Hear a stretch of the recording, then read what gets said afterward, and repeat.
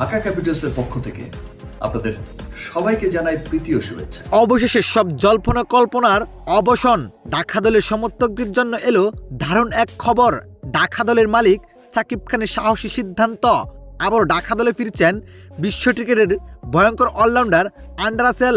হ্যাঁ দর্শক, আন্ডার রাসেল ফিরছেন ঢাকার হয়ে খেলতে। বিপিএলের প্লে অফের সামনে এই গুরুত্বপূর্ণ সময়ে দলকে আরও শক্তিশালী করতে বড় চমক দিল ঢাকা। সাকিব খান নিজেই উদ্যোগ নিয়ে দলে ফিরিয়ে আনলেন এই ক্যারিবিয়ান তারকাকে। ব্যাট হাতে বিধ্বংসী, বল হাতে ভয়ঙ্কর আন্ডার রাসেল মানেই ম্যাচের মোড় ঘুরে যার সম্ভাবনা।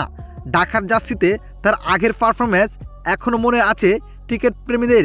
প্লে অফে যেতে হলে ঢাকার দরকার জয়, আর সেই জয়ের পথে সবচেয়ে বড় আস্থা হতে যাচ্ছে আন্ডার রাসেল। এখন প্রশ্ন একটাই, আন্ডার রাসেলের আগমনে কি বদলে যাবে ঢাকার ভাগ্য? বিপিএলে প্লে অফে নতুন ইতিহাস লিখবে কি ঢাকা? সব উত্তর মিলবে মাঠে। চোখ রাখুন বিপিএলের আসন্ন ম্যাচগুলোতে।